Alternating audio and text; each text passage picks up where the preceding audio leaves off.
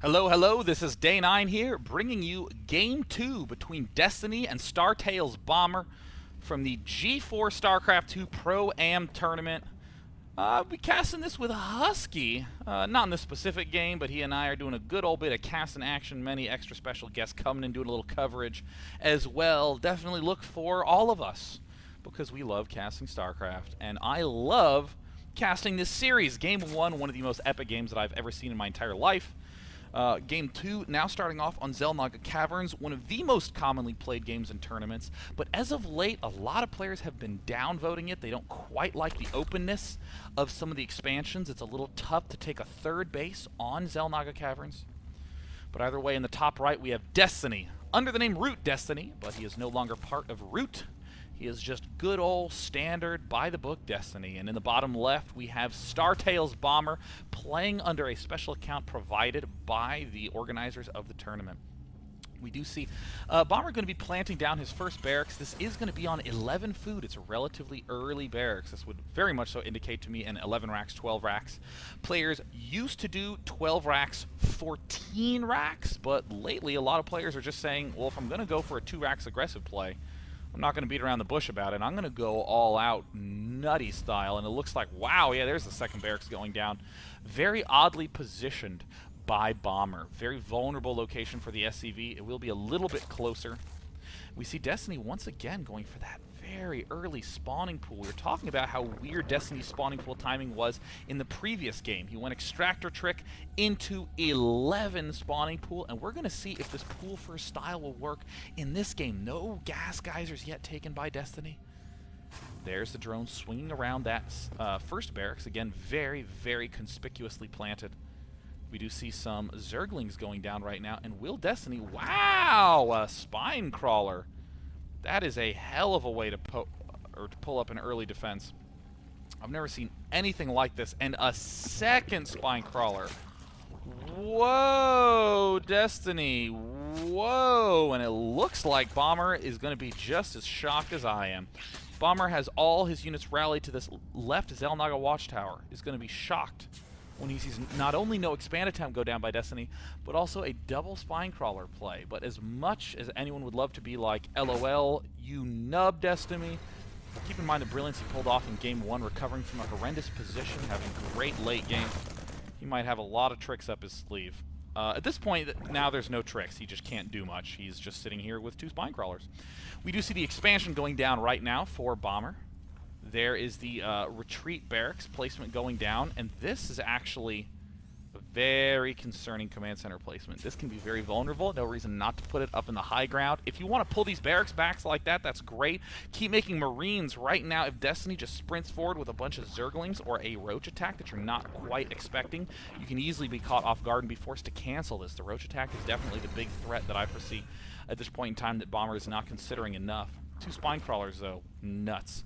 Second queen down now for Destiny. He is going to be getting the plant on the creep tumor. He can extend that creep down, get himself up an expansion. We've seen a lot of Zergs do the style somewhat similar to this in Zerg vs. Zerg. So given the fact that Destiny, plays Zerg vs. Zerg as well, because he's a Zerg player, I personally think that we're going to see something like a very fast Infestor play yet again. He loves fast Infestors. Will he go Zergling speed first or layer first? There it is, the layer going down. No real need to get the Zergling speed because the spine crawlers are going to serve the same defensive purpose early on. And if you're trying to go 1 base aggression with Zerglings after building 2 spine crawlers, I weep for you. There's the barracks now pulling back. Going to be adding on a tech lab. Will he be giving it to the factory? We're going to find out soon enough. Bunker up. Expansion command center up. We see a Zergling scouting around the area. 2 spine crawlers repositioning themselves at the front. There's a Zergling speed going down now for Destiny. A little bit of a late Zergling speed, but as long as he just gets it eventually, he'll be in great, great shape. There now is the land on the mule, continuing to gather himself up many a resource. And yeah, it looks like we're going to see very typical play come out of Bomber. He's getting a factory with a tech lab before a third barracks. He wants to begin getting that tank count up very early, very high, because if you really don't know what your opponent's doing, you want to be playing defensive because you're already having an expo lead. Tanks, great defensive unit. Would not be surprised to see an extremely fast siege mode. At this point, we are seeing, yep, the infestation pit going down, and poor Bomber scanned at the worst possible time right before the lair ended up hatching, so he saw nothing of what his opponent was doing. There's the backdoor supply depots, getting ready to do a little bit of defense. The one big advantage Destiny does have is that he can easily counterattack and not worry about his home base as much, given the fact that he has these 2 spine crawlers there. Zergling slowly advancing forward, and interestingly, wow, Bomber is not going to be able to defend against this counterattack. The Zergling's just going to run in through, not going to run up the ramp, just going to surround the Marines, take it out. Now they're peeling back, target firing the bunker. Bomber caught completely off guard by this late odds Zergling timing. Bunker falls, a lot of Terran units down, a tank, 2 Marines remain, but 1 tank, 2 Marines not going to be enough to take you into the late game. Bomber in a very, very off spot. Infestation pit is done now, but we are not yet seeing any infestors get planted by Destiny. He has another conspicuously planted drone. I wonder if that will end up being some kind of spire. Let's find out. He may very well just go straight for a spire. Yes, indeed, there's the spire going down. Looks like he's going to be favoring a switch to Mutalisks. He's seen that his opponent is low on Marines. There's the Queen puking out as many creep tumors as she possibly can. Just making a nice little well-lit light all the way to his hatchery. Now keep in mind, even though that looked really, really, really bad for our Terran player, we're seeing the fact that really Bomber does not look to be in that bad of a spot.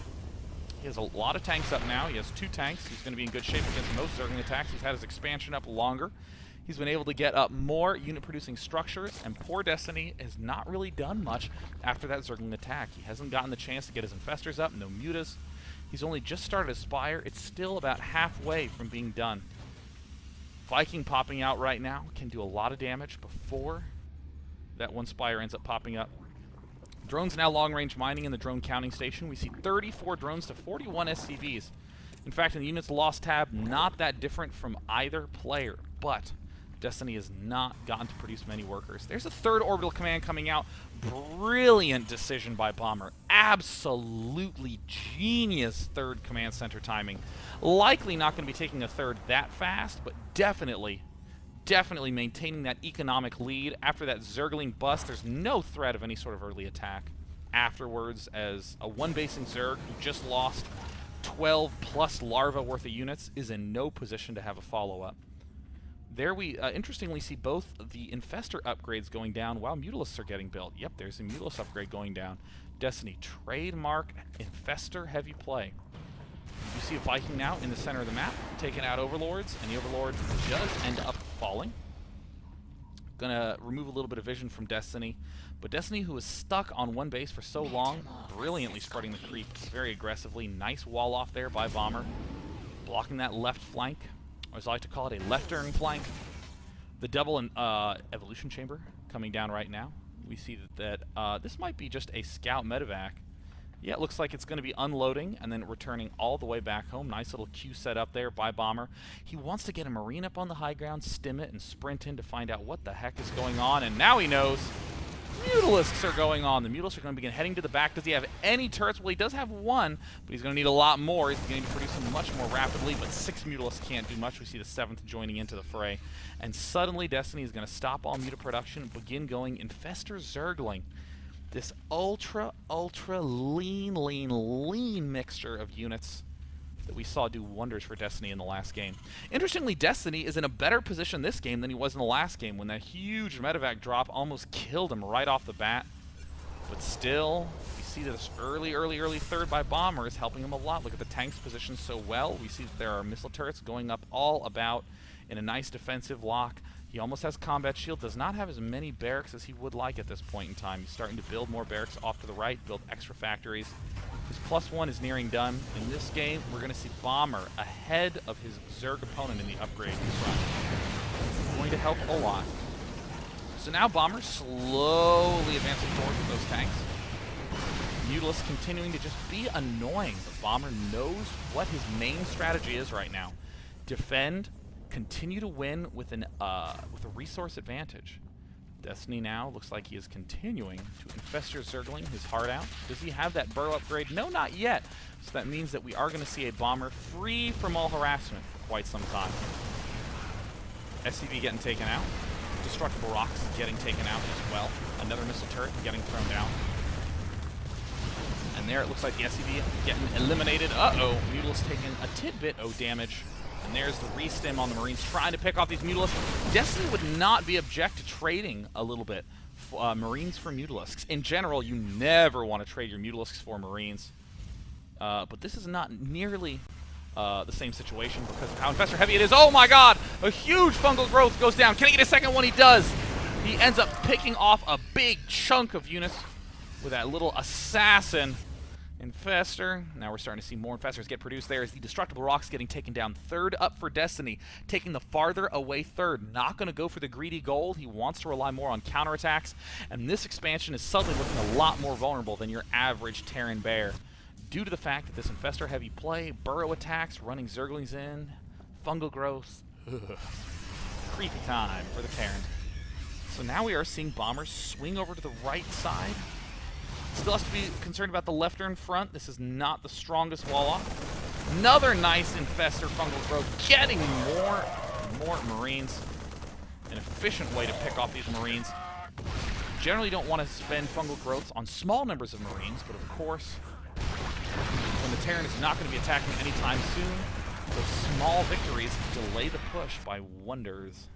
1-1 upgrade's done for Destiny. Let's see if he'll go for the 2-2 or if he'll forget for the time being. Whoa! Fast Greater Spire.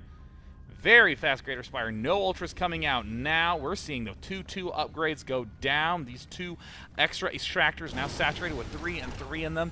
And for one of the first times I've seen in a long time, a Terran is pushing along the right side of the cavern.